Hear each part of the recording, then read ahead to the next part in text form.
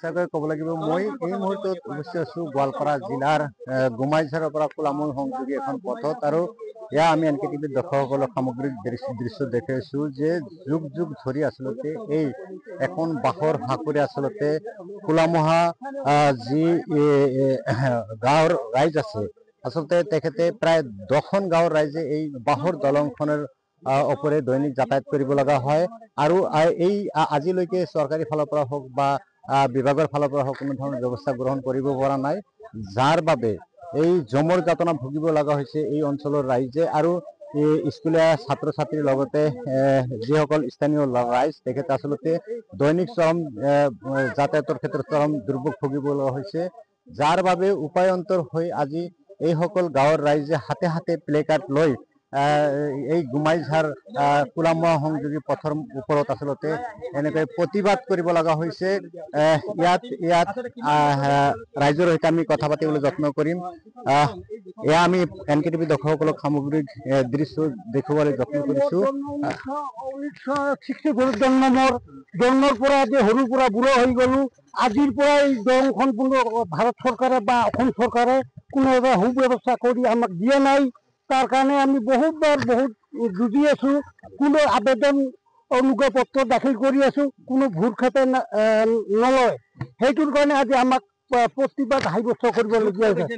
দুখ নালাগিব নে দলঙৰ কাৰণে প্ৰতিবাদ কৰিবলগীয়া হৈছে দলঙৰ কাৰণে আপোনালোক মহিলাখিনি আপোনালোক পুৰুষখিনি এনেকৈ ওলাই আহিবলগীয়া হৈছে তাতকৈ দুখৰ বিষয় কিবা আছে আৰু দুখৰ বিষয় ইয়াত আছে মানে আমি মেঘালয় আৰু অসমৰ সীমান্ত অঞ্চলত মেঘালয়ৰ পৰা যেতিয়া পানী নামি আহে এই বাঁহৰ দলংখন উটুৱাই লৈ যায় তেতিয়া যুদ্ধকালীন হিচাপত আমি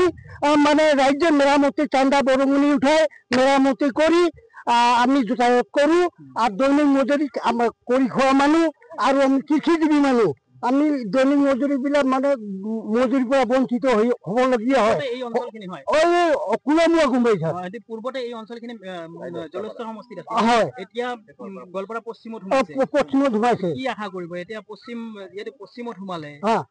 কি আশা কৰিব আমি এটা আশাৰ ভিত্তিত আছো আশাৰ ভিত্তিত যেতিয়া মানে আমি একটা ভাল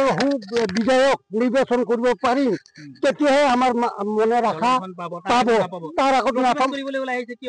আমি কৰিছো কৰি থাকিম নমৰালৈকে আমি যুঁজি থাকিম নিজলৈকে আমি যুঁজি আমাৰ কৰ্তব্য আছে আমাৰ অধিকাৰ আছে আমি এইখিনি যুঁজি থাকিব লাগিব পুৰুষ হওক মহিলাই হওক এইখিনি আমাৰ সাব্যস্ত কৰিবই লাগিব ঠিক আছে ইয়াৰ মহিলা কিমান বছৰ কেনে ধৰণৰ কষ্ট হৈছে আপোনাক আচলতে কিমান বছৰ ধৰি এনে ধৰণৰ সমস্যা হৈছে যথেষ্ট অসুবিধা হয় ল'ৰা ছোৱালী স্কুলত যোৱাৰ ক্ষেত্ৰত অসুবিধা হয় আপোনালোকৰ কিমান বয়স মানে 20-25 বছৰ মানে হৈ আছে ল'ৰা ছোৱালী আমাৰ ল'ৰা ছোৱালী পঢ়া শুনাই যিমান কাদো ভৰি ভৰি আহে ওলাই দেং স্কুলত তাতে আকৌ দলং বিয়া ঘূৰিয়ে যায় মাৰ কাষত থাকে তাহলে কেনেকে স্কুলটা পড়া হব গভর্নমেন্ট স্কুল আছে রাস্তা নাই আর দলং নাই কি কব এতিয়া সরকারক কি কব দলং লাগিব রাস্তা লাগে পুনরায় আমি এনকেটিভি দৰ্শকসকলক ইয়াত দেখিবলৈ যত্ন কৰিছো যে গাঁওখনৰ আচলতে গাঁওখনৰ সকলো ৰাইজ ইয়াতে ওলাই আহি আচলতে হাতে হাতে প্লে কাৰ্ড লৈ আচলতে এখন দলঙৰ বাবে প্ৰতিবাদ কৰিব লগা হৈছে কিয়নো এই অত্যাধুনিক যুগতো চৰকাৰৰ যি উন্নয়নৰ দাবী কৰা চৰকাৰখন এই উন্নয়নৰ দাবী কৰা চৰকাৰখন আজিলৈকে এই গাঁও অঞ্চলৰ যে উন্নয়ন কৰিব পৰা নাই আৰু যাৰ উদাহৰণ স্বৰূপে ইয়াত গুমাইঝাৰৰ পৰা যি কোলামুৱা সংযোগী দলং সেই দলঙৰ দৃশ্য আমি এনকেটিভি দৰ্শক দেখুৱালো আৰু ইয়াৰ এই প্ৰতিবেদনৰ পিছত আমাৰ এই প্ৰতিবেদনৰ পিছত চৰকাৰ বা বিভাগীয় ফালৰ পৰা কেনে ধৰণৰ ব্যৱস্থা গ্ৰহণ কৰে সেয়াই হ'ব পৰৱৰ্তী লক্ষণীয়